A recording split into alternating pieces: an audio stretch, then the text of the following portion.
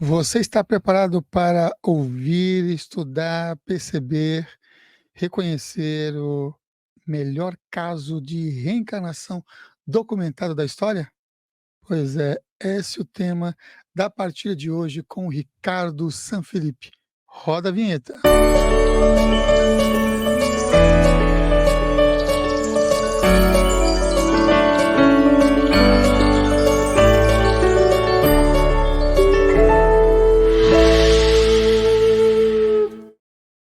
Seja bem-vindo a mais uma edição do programa Consciência Próspera. Esse é um programa gravado, não é ao vivo, então nós temos aqui um conteúdo especial para transmitir para você que o Ricardo Sanfilippo está nos trazendo hoje. Me diz se você está gostando também desse formato. Se houver qualquer dúvida relacionada ao tema, você deixa aqui nos comentários abaixo desse vídeo. Você já sabe que também de vez em quando aparece aqui embaixo o Instagram do nosso convidado.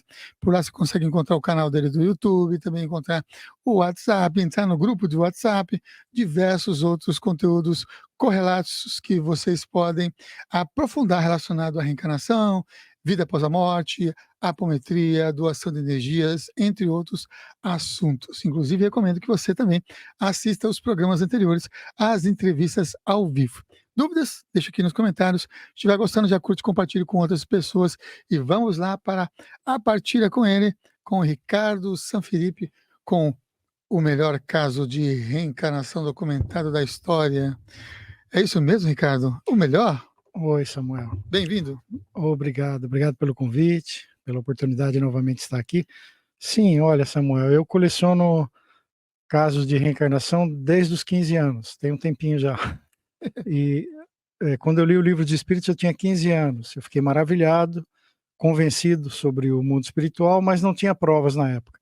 Então eu comecei a ir atrás de livros e filmes. Então tenho muitos livros lá em casa, muitos filmes também, mas de todos que eu vi, esse é o melhor caso, o mais bem documentado que existe. Então nós vamos ver aqui umas 20 declarações que um menino, em torno de 5 anos, que ele dá e que foi comprovado até pela Aeronáutica e pela Marinha dos Estados Unidos, que eram verdadeiros os relatos que ele deu. Então é difícil ser uma coincidência, só uma coincidência, tantos relatos assim. Então nós vamos vendo passo a passo aqui como é que foi a história desse menino chamado James Leininger, americano. O pai dele, Bruce Leininger, e a mãe, Andrea Leininger. E essa história toda está registrada num livro. Eu vou passar o livro aqui para vocês, vou colocar aqui na tela para vocês. Quem quiser ler ele detalhadamente. Bruce Leininger, Andrea Leininger, a história do menino James Leininger, filho deles. Então os dois eram protestantes evangélicos e eles não acreditavam em reencarnação, é óbvio. O filho deles, o James, pequenininho, com menos de 5 anos, começou a ter pesadelos e à noite ele acordava gritando e falando nomes de explosões, tiros, guerras, essas coisas, sem ter assistido televisão, que a família não deixava. E a mãe e o pai, curiosos, perguntavam para ele e ele não sabia explicar o que era. A mãe, André, falava com o marido, eu consegui descobrir o e-mail dele, troquei mensagens com ele, inclusive. Isso foi em torno de 2000 a 2005 que aconteceu, já existia Google e tudo mais.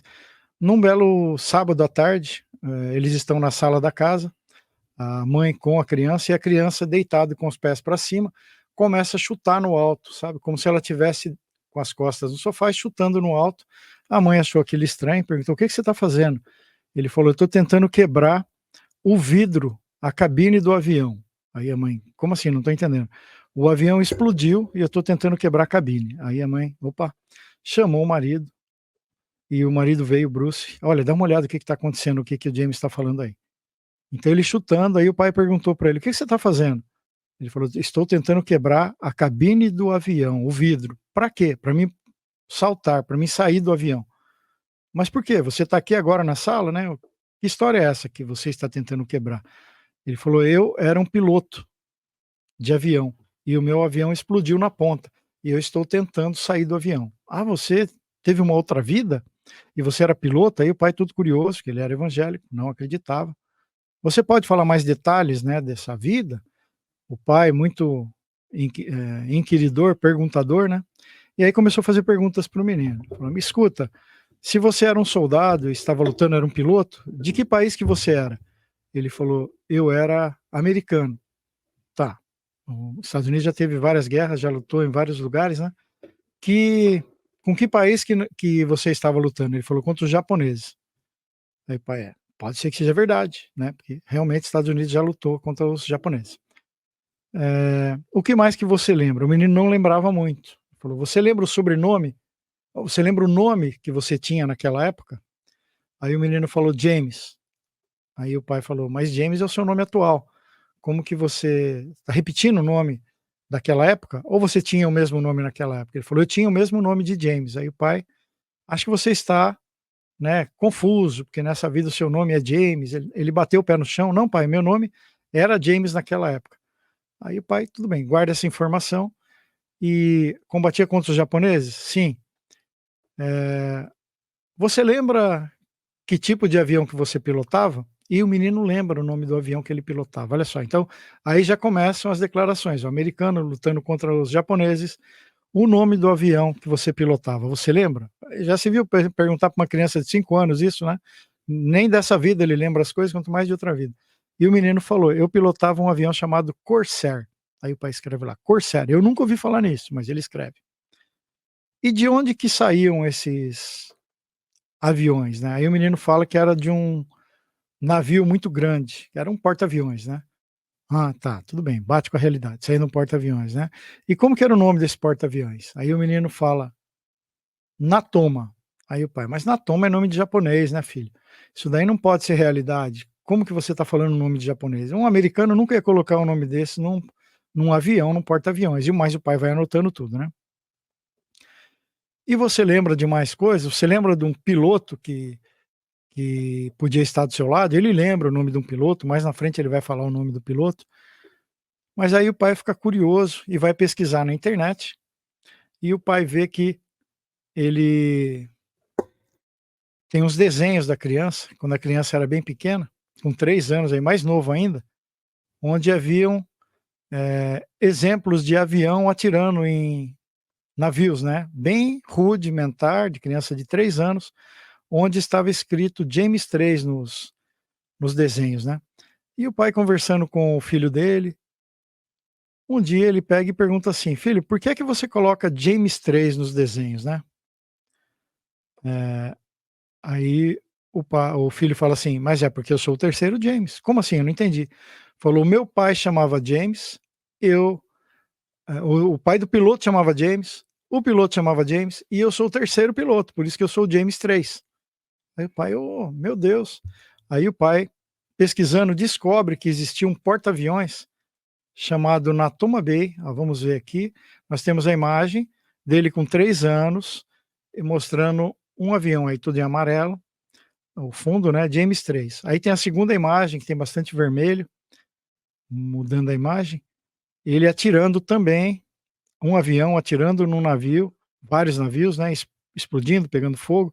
Isso foi em 2002, o desenho mostra aí, feito em 2002, assinado como James 3. Aí o pai vai pesquisar na internet para ver se realmente o que que significa esse Natoma, e descobre que houve um porta-aviões chamado USS Natoma Bay de 1945. Olha aí que impressionante. Natoma é um nome de um porta-aviões, bateu, da Segunda Guerra Mundial, bateu, que combatia contra os japoneses, bateu, tudo bateu. Podia estar na Alemanha, podia estar na Europa, mas estava indo para o Japão.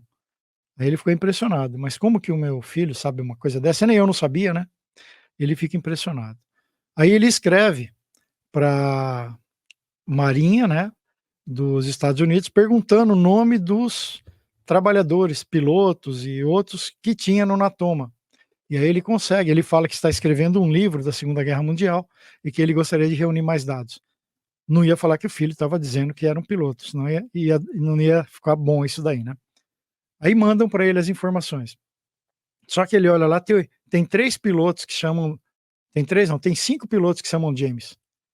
Ele fala: "Mas como é que eu vou descobrir agora? Eu vou escrever um por um da família, dizendo que meu filho disse que é um piloto, que chama James? Vai ficar super complicado isso, né?" Aí ele lembra do James 3. "Ah, então quer dizer que o pai do piloto chamava James e ele também James?" "É." "Ah, então eu vou descobrir o nome." Aí escreve de novo para a Marinha: "Eu queria saber o nome dos pais desses 5 pilotos aqui." E aí ele descobre que tinha só um que chamava James o pai, James o piloto. "Opa, então vamos atrás desse." Aí ele começa a investigar e descobre que o nome do piloto é James Houston. Então lá, tem uma foto dele com um avião, James Houston Jr. O pai chamava James Houston, o filho James Houston Jr., e adivinha qual é o nome do avião que o James Houston Jr. pilotava? Um Corsair. Aí o pai: "Meu Deus, como é que pode isso? O menino de 5 anos falando uma coisa dessa que eu não tenho a mínima ideia." Aí ele fala com a esposa: "Andréia, olha, isso daqui, o que ele está falando, está tudo batendo na toma, o nome do avião, o nome do piloto, está tudo batendo, o nome do pai, né?" Aí a esposa dele, Andréia, fala: "É, isso daí acho que é reencarnação, né?" Aí o pai: "Não, isso não pode. Essa palavra não entra nessa casa." Ele fala assim mesmo: "Reencarnação não entra nessa casa. Nós somos protestante, né, evangélico, não acredita em reencarnação. Não existe reencarnação." "Tá bom. Então nessa casa essa palavra não entra." "Tá bom." Aí ele pede o nome dos outros pilotos para descobrir o nome de todos que estão, servindo junto lá com James Houston Jr. Porque quando ele pergunta o nome do piloto, o o o menino James Laniger fala: "Eu tive um amigo piloto que chamava Jack." Aí o pai: "Jack, mas Jack é um nome muito genérico, tem um sobrenome, né? Porque você não lembrava o seu sobrenome, mas você lembra de um amigo?" Falou: "Eu lembro, chamava Jack Larsen." Ele dá nome e sobrenome. Aí o pai vai lá pesquisar de novo: "Vamos ver se tem algum piloto chamado Jack Larsen no Natoma, na Segunda Guerra Mundial." Ele vai e descobre o nome do pessoal lá. Isso daí é o esquadrão lá VC-81, fevereiro de 1945, o pessoal tudo preparado lá, ó, na primeira fileira no alto, o segundo soldado lá, piloto, é o Jack Larsen, tem um nome e sobrenome, bate também, mais uma declaração verdadeira de um menino de 5 anos. E o James Wilson tá na 8ª posição lá. Aí ele: "Meu Deus, como que meu filho pode saber essas coisas, né?" "É, talvez seja não, mas não pode, nessa casa não entra reencarnação, deve ser uma coincidência, né, deve ser o inconsciente coletivo, deve ser outra coisa, né, é uma coincidência." Aí o pai vai pesquisar na internet, já existia o Google, isso é em 2002, né, ele pesquisa no Google e descobre que existe um Jack Larsen, um piloto chamado Jack Larsen. E ele entra em contato com esse Jack Larsen, descobre o endereço, telefone e tudo, e fala: "Olha, meu filho está dizendo que foi um piloto da Segunda Guerra Mundial, era seu amigo, e será que você poderia entrar em contato com ele para a gente conhecer você, para ver se levanta mais alguma informação?" Aí o Jack Larsen vai até a casa deles, mora super longe, e vai lá. Em setembro de 2004, ele vai e encontra com o menino, e ele fala assim para o pai: "Olha, eu tenho um capacete da época da Segunda Guerra, que só os pilotos ali sabiam mexer, porque é meio complicadinho de mexer e tal, tem treinamento, tudo mais. Se ele souber mexer nisso daí, grandes indícios de que ele pode ter habilidade, pode ter sido um piloto, né." E aí ele traz esse capacete e olha lá o menino e encontra entre o Jack Larsen e o James Houston Jr., o James Lanning. O menino já está vestindo roupa, macacão de aviação, já está tudo preparado, gostando de aviação bastante. E a hora que ele pega, na próxima imagem, nós vamos ver uma cabine de pilotagem simulada, né, ele pegava todos os brinquedos dele e fazia virar um simulador de avião.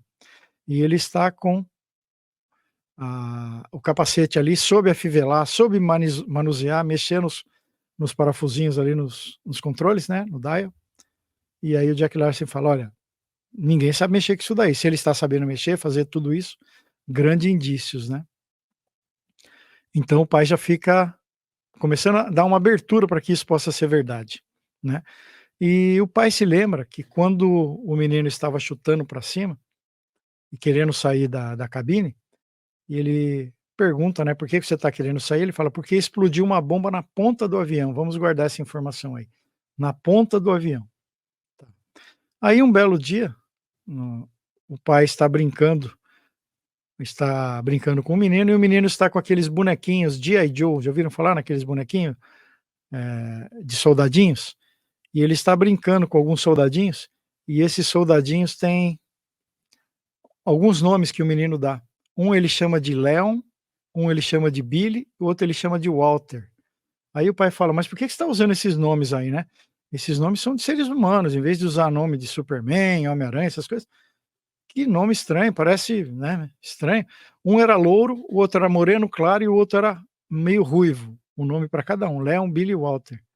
E o pai pergunta para ele: por que você está chamando nomes de seres humanos nesses bonequinhos? De onde você tirou esses nomes? Aí o menino fala essa resposta, olha que maravilhoso. É o nome dos meus amigos que eram pilotos e que me receberam no céu quando eu fui para lá, papai. Aí o pai quase surta, né? Mas como assim? Como assim? Como assim? Você estava no céu e você encontrou esses amigos lá que eram pilotos? É. E ele tem 3 nomes. Aí ele escreve de novo para a aeronáutica.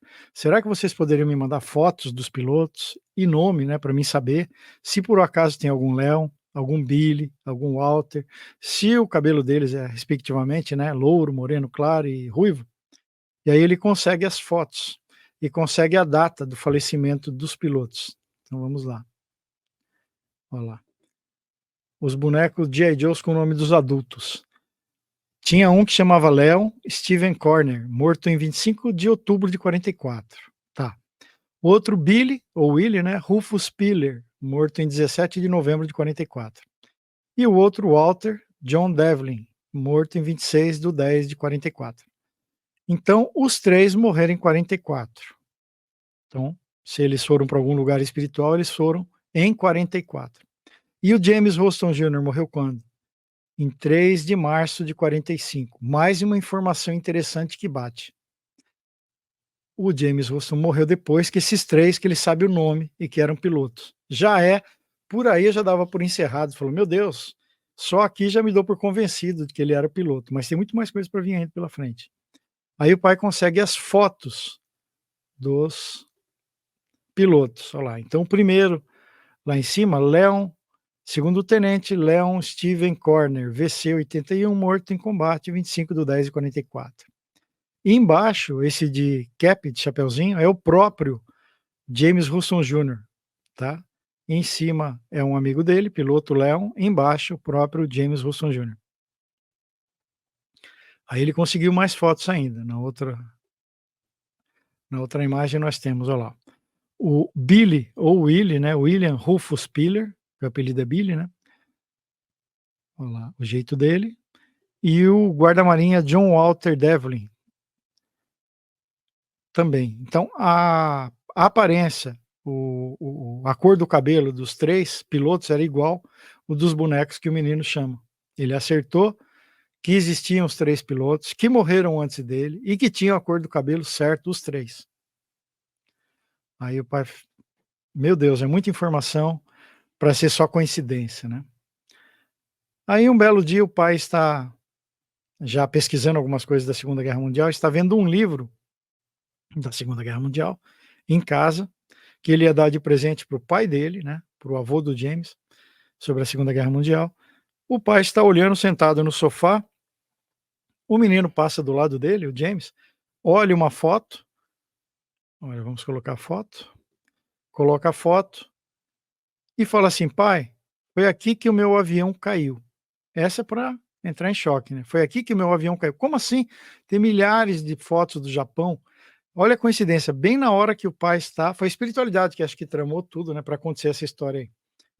E tem uma pedra do lado esquerdo ali, dá para ver que fora a enseada, a ilha aí, digamos, tem uma pedra do lado esquerdo, branquinha ali mais clara, né, na metade para cima do lado esquerdo, aquela pedra chama Welcome Rock, é pedra de bem-vindo, né.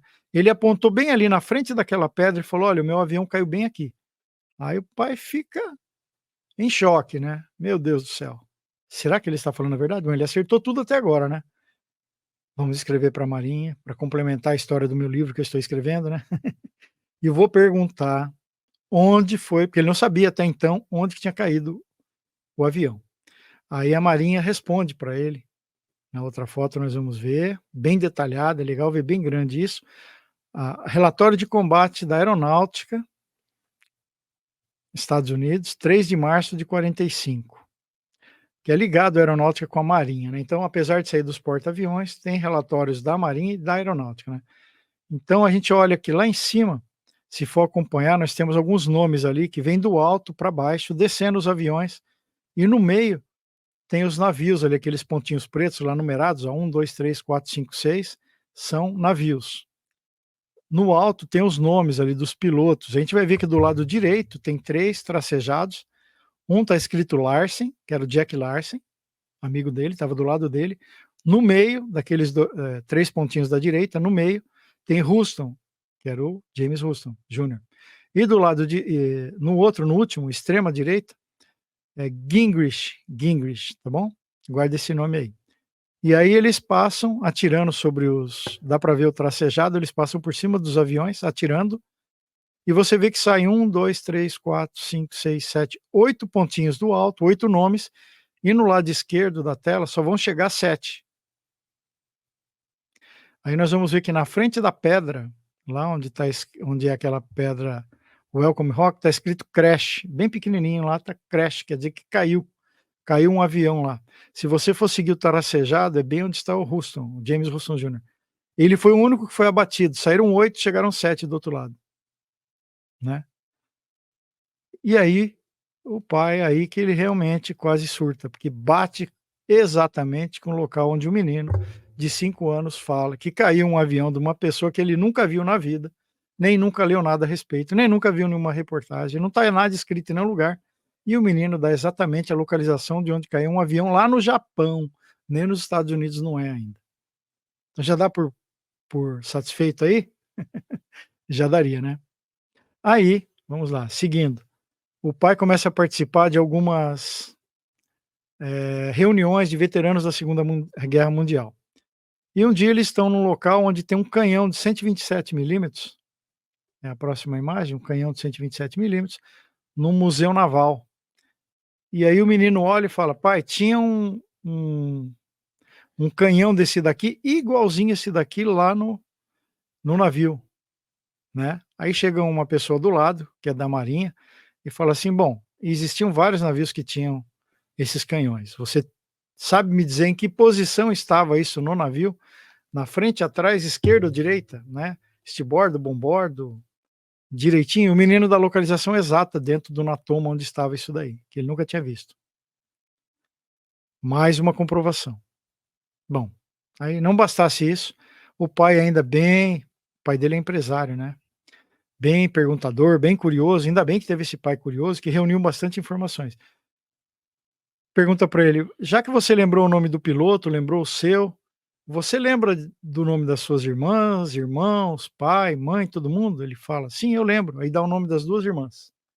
Aí o pai vai pesquisar na internet e descobre que tem uma irmã ainda viva do piloto James Houston Jr. Entra em contato pela internet e explica para ela, fala: "Olha, tem um rapaz aqui, um menino aqui, meu filho, dizendo que foi o seu irmão na outra vida." "Como assim?", né, nos Estados Unidos eles têm uma religião oficial, são protestantes, né, evangélicos, não acreditam em reencarnação, não é um país laico igual aqui no Brasil, que você pode acreditar na religião que você quiser, a maioria lá é evangélica. Então, não acreditamos nisso, mas meu filho está dizendo: "Será que você poderia se encontrar com ele, a gente marcar uma reunião, para ver se surge mais alguma informação?" E a mulher vem lá de centenas de quilômetros de distância, vem até a casa deles um dia. E aí quando chega na casa dele, tem uma foto a próxima, que dele pequeno com as 2 irmãs. Então James Houston Jr. com as irmãs Ruth e Anne em 1928. Então ele lembra disso. E aí ele chama a irmã pelo apelido, assim que ela entra pela porta, ele chama a irmã pelo apelido, aí todo mundo olha, e a mulher fica assim, a mulher tem 86 anos, tá, nós vamos ver a foto dela já já. Ela tem 86 anos, ela fica assim: "Mas como é que ele sabe meu apelido? Que isso é uma coisa que só minha família que sabe, né?" Aí, vamos lá, ao encontro dos 2 aí, vê a próxima foto, olha que bonitinho. Até parece os 2, mesmo com a diferença aí de idade, né, a fisionomia é um pouco parecida. Com Anne Houston 86 anos em setembro de 2004. Gente, tem 20 anos atrás, essa mulher já desencarnou.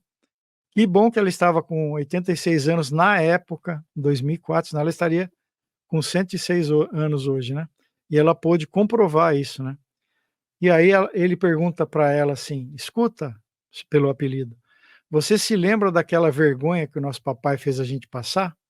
Aí ela: como assim? Você não lembra? Quando a gente era pequeno, o papai bebia muito, ele foi internado, ele era alcoólatra. E aí a nossa mamãe teve que trabalhar. E todo mundo na cidade ficou meio que zombando da gente. Você lembra a vergonha que nós passamos, a mamãe e tudo? Mamãe teve que trabalhar, porque ele não trabalhava. E ela: meu Deus do céu, isso também não está escrito em lugar nenhum. Como é que esse menino sabe isso? Aí a Andréia, a esposa dele: é reencarnação, é reencarnação, é reencarnação. E aí o marido: não, não, é coincidência, coincidência, coincidência. Né? Mas não dá para ser coincidência, né? Só isso daqui já bastaria, né? Bom, aí ele pergunta para N assim: escuta, mais uma que ele acerta. Em que número está de frases corretas que ele falou já? São várias, né? Ele fala assim: escuta, você tem aquele quadro que a mamãe pintou de você quando você era pequenininha e você estava usando um macacão cor-de-rosa, vermelho? Aí a menina: meu Deus do céu, mais uma coisa que não está escrita em jornal nenhum, não está em revista, não está na internet, em lugar nenhum. Sim, eu ainda tenho aquele quadro, está no sótão em casa. Aí depois, olha lá, é um retrato que a mãe deles fez da irmã, que era mais velha do que ele, e que estava lá na casa e ele lembrava disso. Gente do céu, isso daí não é mais do que uma comprovação? Quem em sã consciência vai dizer que isso daí é inconsciente coletivo? O que é que explica isso daí sem ser a reencarnação? Não tem como explicar. Né? Não pode ser só coincidência. Uma frase, uma situação, uma coincidência, tudo bem, mas tudo isso não dá, ok? Bom, aí se não bastasse isso, nós já diria aqui que nós passamos da metade já, Alcemar. Aqui. Já tem o suficiente aqui para eu considerar uma prova muito bem documentada de reencarnação. Uma criança morando a centenas de quilômetros da mulher, comprovando com todos esses dados que batem com a aeronáutica, com marinha, nome de piloto, cor do cabelo dos pilotos, época de nascimento, de morte, receber ele no plano espiritual, tudo isso daí, o quadro pintado, o apelido da irmã, a vergonha que a família passou, o lugar onde caiu o avião no Japão. Meu Deus, já deu, já não precisa mais nada, mas tem. Um belo dia nos Estados Unidos tem muita tempestade, furacão, né? E um belo dia passa uma tempestade e agita as folhas da árvore lá da casa do Bruce Leninger e caem muitas folhas no quintal e ele está com aquele pegador de folha, sabe? Tem tipo um preguinho na ponta, um tridente, vai recolhendo as folhas. Ele está ali recolhendo calmamente as folhas e o James só olhando, o pai, né? E aí o pai pega, num momento assim de ternura com o filho, olha para o filho, fala assim: James, você sabe que eu te amo muito, né? Aí o James olha para ele e fala: eu sei, pai, olha como é bonita essa parte. Eu sei, pai, foi por isso que eu escolhi nascer com vocês, com você e com a mamãe. Como assim escolheu nascer? Né? Por um evangélico protestante, o espírito foi criado junto com o corpo. Você não tinha nascido, como é que você... Foi assim que eu escolhi nascer com vocês no dia que você conheceu a mamãe. Meu Deus, espera aí, deixa eu lembrar aqui, deixa eu dar uma recachutada, deixa eu movimentar as engrenagens e lembrar aqui no passado, quando foi o dia que eu conheci sua mãe. Aí ele fala: naquele dia que vocês estavam num castelo cor-de-rosa, você conheceu a mamãe depois do jantar, olha os detalhes, você conheceu a mamãe depois do jantar e eu acompanhei vocês na beira da praia. Aí o pai: meu Deus, me dá um remédio aqui que eu tô ficando tonto. Não é possível uma coisa dessa. Como é que ele conhece tantos detalhes assim? Né? E para ele é inusitado, pro Bruce, um espírito, antes de nascer, está acompanhando a mãe, mesmo antes da gravidez, que eles nem tinham tido relação ainda, tinham acabado de se conhecer, mas aí vem a confirmar as questões espirituais que nós conhecemos muito bem aqui no Brasil, espiritismo, umbanda, apometria, tudo mais. Há sempre um planejamento espiritual antes do nascimento, já é planejado o filho que vai vir, nunca é por acaso, é a esmo, e tá mesmo aquela uma vez que você saiu na vida, aquele homem, aquela mulher, uma vez que você teve relação e nasceu uma criança, não foi coincidência. O mundo inteirinho estava sabendo, só você e ela que não, só você e ele que não, ok? Todo mundo já estava sabendo, como eu costumo brincar, a torcida do Corinthians de um lado, a do Flamengo do outro, todo mundo observando, só vocês que não sabiam que iam ser pais, ok? Tudo planejadinho. Você pensando que foi a maior conquista da sua vida, mas já estava tudo planejadinho para nascer a criança. Ah, deu errado, ela não tomou anticoncepcional, não estava usando preservativo. Meu filho, tinha que nascer a criança e tinha que ser naquela noite a concepção. Então tem vários outros livros que mostram isso, chamado Vida Antes da Vida, tem 3 livros com esses nomes aí, Vida Antes da Vida, e um deles, pelo menos um deles, que a autora é Sarah Hinze, a capa é bem cor-de-rosa, tem um bebezinho cor-de-rosa na capa, mostrando que muitas mães já tinham visto espiritualmente, que eram clarividentes, uma criança do lado, até antes de engravidar ou depois da gravidez, ok? Então o menino está ali e o pai fica, aí o pai lembra, fala, castelo cor-de-rosa, aí ele vai pesquisar, né? Olha lá, pode mudar. Um dia, limpando o quintal após um tornado, o pai de James diz que o ama. Ele responde, eu sei disso, pai, eu também te amo. Foi por isso que eu resolvi nascer com você e a mamãe. E o pai, como assim? Eu vi você e a mamãe conversando e andando na praia após o jantar no Castelo Cor-de-Rosa. Ele usou uma linguagem de criança aí, lógico, Castelo Cor-de-Rosa, com 5 anos, né? E aí o pai vai lembrar que quando ele conheceu a esposa dele, a Andréia, eles estavam numa reunião de negócio. E foi após a reunião de negócio, que era num hotel, que era pintado de cor-de-rosa, que em cima do hotel parecia um castelo mesmo, era tudo quadriculado assim. Ó.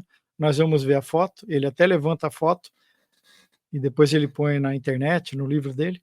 Parece realmente um castelo. E era cor-de-rosa, e foi naquela noite que ele conheceu a esposa, e foram andar na praia depois do jantar, e ali estava esperando o James ali. Opa, é hoje que vai ter namoro aí, eu tô louco para voltar, tô louco para querer reencarnar. Vamos ter um namoro essa noite? Será que vai rolar? Será que vai rolar? Então vamos lá. Olha lá. Hotel, cor-de-rosa, onde conheceu os pais. Hotel cor-de-rosa, onde conheceu os pais. Royal Hawaiian Hotel. Hotel Real Havaiano. Olha lá. Não parece um formato de castelo no alto? Lá tem uns quadriculadinhos e era cor-de-rosa. Foi ali onde eles se encontraram. Poxa, só essa declaração também já vale ouro, né? Essa é dos pilotos, dos trabalhadores lá do navio que encontraram ele no céu, com data, com cor de cabelo, já vale ouro. Falar que o pai era alcoólatra, foi internado também. Saber o apelido da irmã também. É muita coincidência. Eu nunca vi nada em outros livros. Eu já vi pessoas falando que morou em outro lugar e que enterrou algo no quintal e vai lá, tinha algo enterrado. Tudo isso daí são provas, mas não são numa quantidade tão grande assim, quanto essas aqui, ok? Então, vamos lá, tem mais uma situação aqui. Um belo dia, depois de tanto o menino falar isso, algumas emissoras de televisão acabaram conhecendo a família e foram lá entrevistar eles. E aí um dia tem o pessoal da BBC, tem até algumas reportagens na BBC filmando eles. Eles estão filmando a família e o James falando tudo que aconteceu, o pai, tudo. E quando batem na porta, foi bem depois da visita da irmã. A irmã já tinha voltado lá para o estado que ela morava. E aí ela envia uma caixa de surpresa para o James. Ele não sabia que ia receber aquilo, para o menino. Aí ele escuta um bater, para a gravação, vai lá atender o carteiro vem com um pacote, uma caixa, entrega para eles. Aí o menino abre e tem 2 coisas lá dentro. Tem um busto do George Washington, vamos ver no próxima imagem. Tem um busto do George Washington e um pequeno avião de metal. Eles ficaram esses objetos lá no porta-aviões na Toma, depois que o piloto morreu, pegaram os pertences dele e devolveram para a família. Então isso estava com ela há muitos anos. Ela falou: vou mandar para ele, vai que o menino se lembre de algo, né? E aí a hora que ele abre a caixa, que ele vê, ele não sabia, foi uma surpresa. Ele pega o busto de George Washington, para que servia? Como peso de papel para colocar na escrivaninha, porque chacoalhava muito porta-aviões, tinha que ter peso em cima de tudo, né? Amarrado e tal. Então, quando ele pega aquele busto, que ele nem sabia, ele corre no quarto do pai dele e põe em cima dos papéis, na escrivaninha do pai dele. A turma olha, acertou, né? E aí ele pega o aviãozinho de metal, olha essa também, essa declaração também é muito, muito, muito, muito interessante. Ele pega o avião pequenininho de metal e começa a cheirar o avião. Aí todo mundo olha, o que é isso? O que você está fazendo, James? Ele sente o cheiro. Isso daqui está cheirando porta-aviões. Ele fala assim, está com cheiro do navio. Está com cheiro do navio. Aí o pai dele manda para uma empresa de tipo laboratório químico para fazer uma análise se tinha alguma coisa no aviãozinho. E aí, de fato, de tanto ter ficado no porta-aviões, com muito diesel sendo queimado ali, muito cheiro de diesel, impregnou o aviãozinho de metal com o diesel do Natoma, do porta-aviões do Natoma que foi queimado. Eles identificaram isso, o laboratório deu até um certificado lá. Olha, gente, é muito, não é? Realmente, depois vocês me comprovem aí. Bom, aí estamos encaminhando bastante para o final aí. Vimos talvez 80%. Aí o pai e o filho estão indo para algumas reuniões de veteranos da Segunda Guerra Mundial. E havia um veterano que foi piloto, que trabalhou junto com o James Houston Jr., que resolveu ir pela primeira vez. Ele não gostava de ir nas reuniões, porque ele se sentia mal de lembrar que alguns amigos morreram e tudo mais.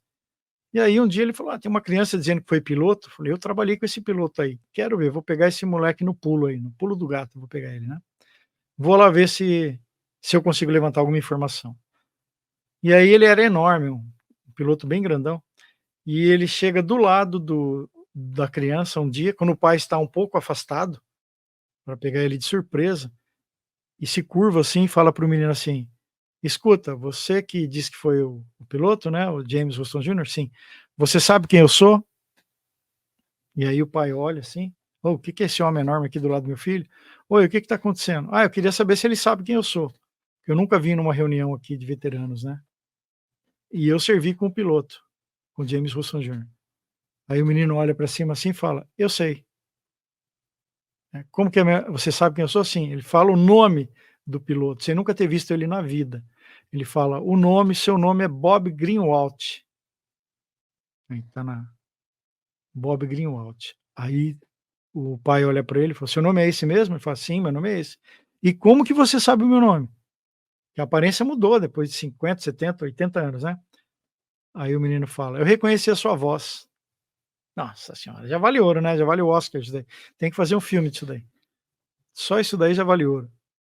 Reconheceu a voz do piloto. Então ele conheceu realmente o piloto. Como é que ele ia chutar no nome de vários pilotos, né?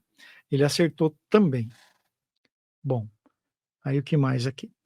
Aí um belo dia o pai está assistindo televisão com o James e olhando um programa lá falando um pouco sobre a Segunda Guerra Mundial e começa a mostrar vários aviões passando assim. Esse é o avião tal, esse é o avião tal. A BBC de Londres apresentando. E aí, num determinado momento, passa um avião que fala o nome do avião. Esse é o avião tal. Aí o menino olha e fala, pai, esse homem falou errado, o nome do avião não é esse daí. Que é isso, James? Ele é especialista da BBC. Como é que pode um especialista da BBC de Segunda Guerra Mundial de aviões falar o nome errado? Esse nome não é o que ele falou. Eu conheço esse avião, esse nome não é. Aí o pai entra em contato com a BBC, fala assim, vocês podiam entrar em contato com o especialista aí que fez o programa, que vocês consultaram aí, o consultor técnico, né, da guerra, para ver se há tantos minutos que passa um avião assim, assim, assim, se é aquele avião lá mesmo. Eu não entendo nada de avião, mas meu filho está dizendo que não é.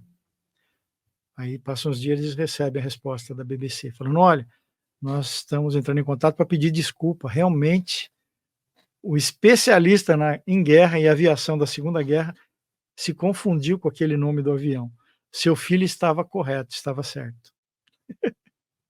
É muito, fala sério, não é verdade, Samuel?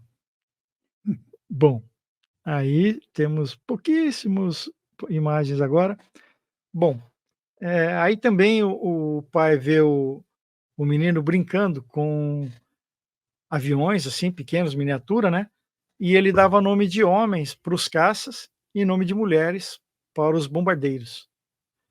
Aí o pai pergunta: "Mas por que você faz isso, né, de chamar os caças com nome de homens e os bombardeiros com nome de mulheres?". "Ah, pai, mas isso todos os pilotos fazem isso, o senhor não sabia?". "Não".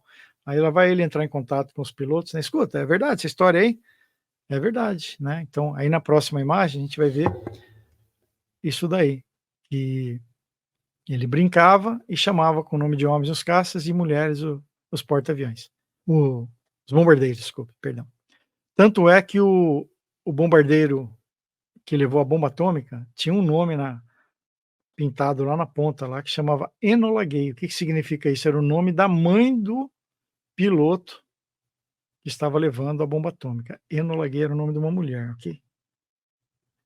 Bom, aí nesse intermédio de tempo, uma emissora do Japão ficou sabendo dessa história toda deles aí, e entrou em contato com eles nos Estados Unidos e falou assim: "Olha, nós pagamos a viagem para vocês virem aqui no Japão, onde tem aquela pedra, o Welcome Rock". Até aquele momento, o pai ainda estava cético. É coincidência, é coincidência, é coincidência.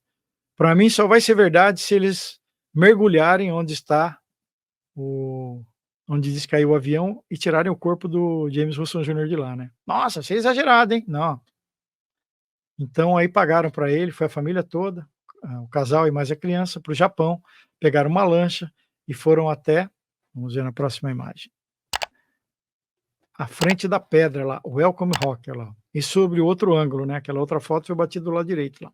O desenho da aeronáutica foi batido do lado direito. Então essa Welcome Rock foi aí na frente e caiu. Futamiko Shishijima. Shishijima, tem uma ilha, tem um filme que fala muito nesse nome aí, Shishijima, né, da Segunda Guerra Mundial. E aí quando chegam lá, vamos ver a próxima imagem, tem eles na lancha lá de frente para a pedra, o Welcome Rock, e o James, o menino, bate continência. Olha que interessante, ele bate continência, ele sentiu o ímpeto de fazer isso. Foi uma catarse ali, ele sentiu o ímpeto e foi lá e cumprimentou o piloto ali, né. E aí nesse momento ele chorou, perceberam que ele estava chorando, ele sentiu emoção. E aí ele fez a catarse, botou para fora tudo aquilo que estava em desarmonia de dentro dele, né, que acontece em alguns tratamentos, algumas terapias, tudo mais. E aí depois disso ele ficou curado. Aí o pai falou: "Não, não precisa ninguém mergulhar não, eu já estou satisfeito, não precisa não, tá tudo bem".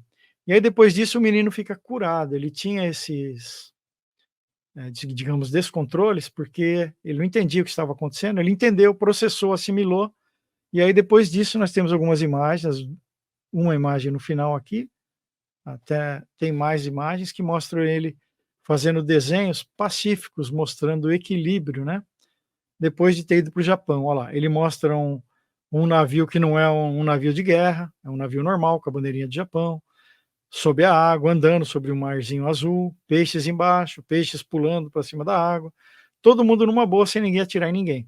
Tem avião passando lá no alto sem atirar em ninguém, tem pássaros voando, tem nuvem.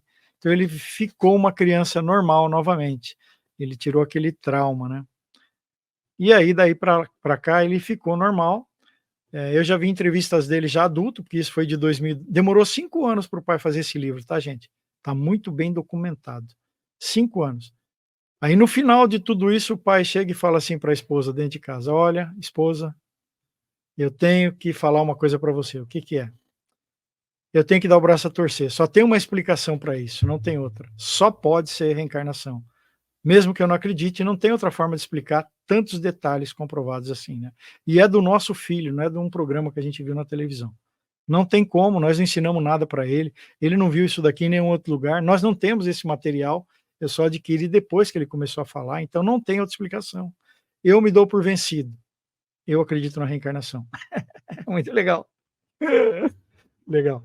E aí interessante que numa daquelas reuniões de pilotos também, de veteranos da Segunda Guerra Mundial, eles encontram, lembra que eu falei de um nome lá? Greenwich? Ele, eles encontram com um piloto que fala assim: "Olha, eu era a única pessoa que estava do lado esquerdo do avião", que era a extrema esquerda, na tela, a extrema direita, né, invertendo aqui, extrema esquerda, ele estava no meio, o Jack Larsen na outra ponta. Eu estava olhando para ele bem na hora que explodiu uma bomba na hélice do avião dele, na ponta, no bico do avião dele. Até isso o menino acertou, que ele falou que explodiu no bico do avião, né. Então, assim, eu considero, não li nada, nem assisti nada que tenha tantas provas quanto isso aí.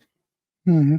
Vamos aproveitar esses assuntos e essa história, né, interessante. Deixa eu mostrar de novo o livro, me pensa aqui para mostrar um livro para as pessoas também, Hum. quem entender. É fácil de encontrar o livro? A Sim, Volta? sim, sim, a volta. A Volta, ali, ó. A incrível, real história da reencarnação de James Russell Jr. Muito bem. Eu vou aproveitar aqui para a gente trazer algumas questões ligadas ao relato em si. Primeiro, de todas, né, em relação a lembranças, né? O menino atualmente adulto, ele teve continuidade de lembrança das vidas passadas ou foi para o esquecimento? Eu ia comentar isso agora há pouco atrás e não complementei. Hoje ele não lembra de mais nada. Ele lembrou até aproximadamente 7, 8 anos. Até uma teoria explicando isso, né, que falamos na espiritualidade, que a criança, enquanto está formando os chakras, enquanto está aterrando como espírito aqui, ela teve uma vivência em outras encarnações, em quantidade de anos muito maior do que quando criança agora. Então, uma ou outra, não é todo mundo, traz isso daí porque ficou impregnado. Imagina, viveu 30, 40 anos uma outra vida, 20, tem mais na memória do que dessa vida, que ela está com 3, 4, 5, 7 anos. Mas que quando se formam os chakras e a nova personalidade adquirindo formato aqui, a família interferindo, tudo mais, você vai se desligando do passado. Então não são todas as crianças que lembram, mas a maioria que lembra, em torno de 7 anos, param de lembrar. Hoje ele já está enorme, barbudão, já vi fotos dele, vídeos, ele está enorme, fala: olha, se vocês não tivessem gravado na época, eu não ia me lembrar de nada, tá? Comprova a teoria aí. E pegando até o gancho nessa perspectiva energética e de lembrança em si, também isso ocorre também nos estudos da experiência fora do corpo, né, que boa parte das crianças até esses 7 anos de idade tem muitas e muitas lembranças fora do corpo. Tem também lembranças de contato com os chamados amigos invisíveis, Sim. percepções espirituais outras. O que os pais poderiam fazer, o que pode ser feito para não nublar ou não, vamos dizer, apagar essas memórias, né, que normalmente são muito vivas e vívidas aí até os 7 anos de idade? Então, como estamos no Brasil, um país bem propício a poder investigar isso, se fosse meu filho, minha filha, eu iria conversar com médios clarividentes de credibilidade, é o que eu falo. Está com dúvida se o dedo está quebrado? Tira o raio-x, vai falar com quem entende, que vai conseguir ver nos bastidores ali, trabalho de apometria talvez também, se realmente a criança teve uma vida daquilo, se aquilo que ele está vindo vendo é real ou não, se é espiritual mesmo ou não. Tiraria a prova dos 9, conversando com especialistas, né, dirigentes e clarividentes de credibilidade. Uhum. Aí, poderia satisfazer a curiosidade deles, ver se a criança tem alguma dificuldade ou não em relação àquilo, se representar algo significativo ou se é só ilusão. O outro ponto também é que boa parte das crianças, ela precisa também de um aterramento, né, que já que É, veio também é. para essa experiência, não necessariamente para ter aquela lembrança. Mas eu quero pegar um outro gancho relacionado a isso também. Para quem já é adulto, já trabalha com apometria, ou trabalha com mediunidade, trabalha com experiência fora do corpo, regressões de memória nessa faixa etária de 5 a 7 anos poderia ajudar? O que você sente, pensa em relacionado a isso? Olha, é que eu nunca ouvi, relatos de pessoas que faziam regressão com crianças, só com adultos, né. Não, a Eu nunca regressão, vi. do adulto para entrar naquela faixa etária em que ele tinha lembranças ou tinha maiores lembranças aos 5 ou 7 Ah, anos, né. tá. Um adulto que tinha lembranças para querer saber se realmente aquilo foi real? Se é só para satisfazer curiosidade, não acho muito imprescindível, nada imprescindível, mas se é para curar algum trauma, algum medo, alguma coisa que ele traz de outra vida, aí eu acho que é válido, porque quando tem a regressão acontece igual a catarse que aconteceu com o menino ali, você põe para fora às vezes algum medo, então isso acontece na regressão, acontece na apometria também, lembrando disso, processando isso, você resolve aquela situação que estava pendente. E eu acho que para a maioria dos casos deve ser algo bom.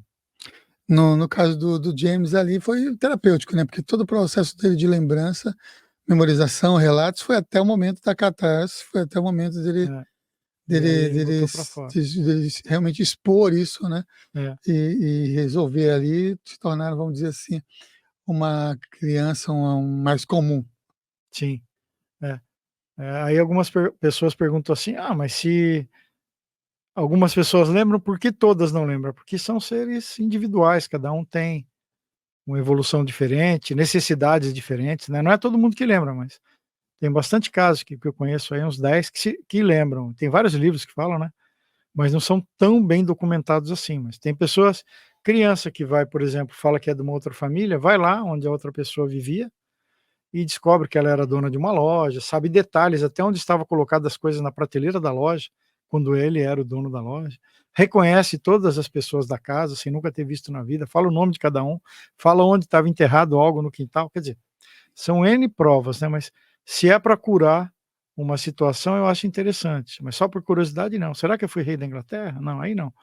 Eh, No filme O Pequeno Buda, e hum, também no processo, por exemplo, de descobrir quem é o Dalai Lama, o George, os discípulos, tudo, é um processo também de descoberta que é feita com crianças, né? Você quer sim. comentar um pouquinho também sobre a perspectiva budista em relação à reencarnação, no sentido de descobrir quem é quem, na encarnação futura e como que é o processo de descoberta?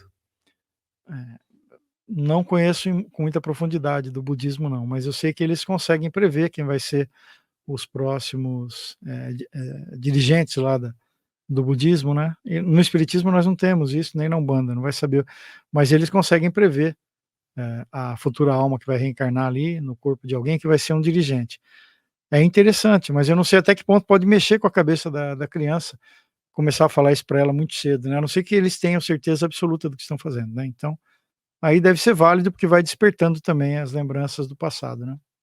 Vai fortalecendo as qualidades ali, o que ele tem que cumprir, tudo, mas não conheço a fundo não isso, Samuel. Uhum. Bom, a gente está chegando já aqui a essa nossa gravação, né, sobre o maior ou melhor caso de reencarnação documentada na história, de acordo aqui com o nosso amigo Ricardo Sanfilippo. Pedi então para ele já deixar, primeiro colocar aqui, ó, Ricardo Sanfilippo, você encontra lá no Instagram, dados para você encontrar lá outras informações, grupos e outros temas relacionados à espiritualidade que ele desenvolve.